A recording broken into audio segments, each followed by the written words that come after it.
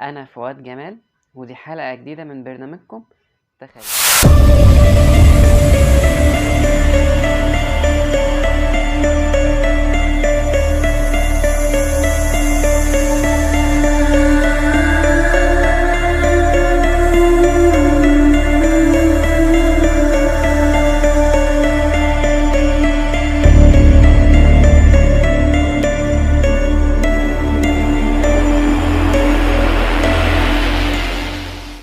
هو القط بيحب خناقه.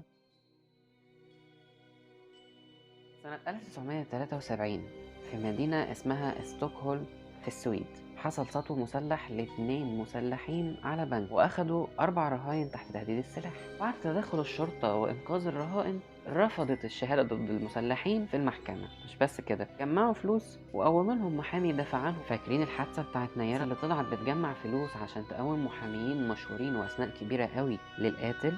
حاجة غريبة مش كده؟ حصل ده متلازمة اسمها متلازمة ستوكهولم.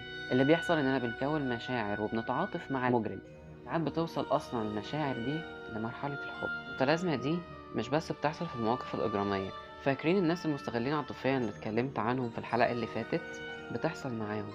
مش عارفين نسيبهم عشان بجد بنحبهم وكوننا مشاعر ليهم، عارفين الأذى وحاسين ومتضررين منه بس مش قادرين نبعد. في ناس بتوصل معاهم لمرحلة ان هم بيحبوا الشخص المؤذي وبيحبوا الأذى بتاعه، كمان بيرجعوا له مرة واتنين وتلاتة عشان يتعرضوا لنفس الأذى اللي تعرضوا له المرة اللي فاتت واللي قبلها. القط فعلا بيحب خناق.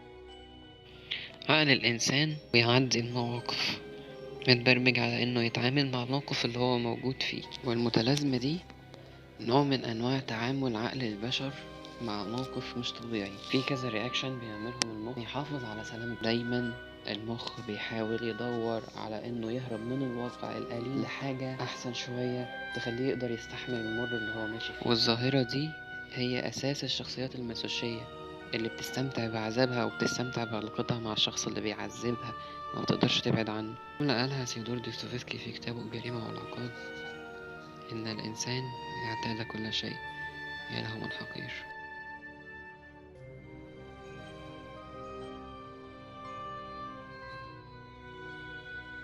طبعا زي ما اتعودنا كل اللينكات وكل حاجة هتلاقوها تحت في الديسكريبشن.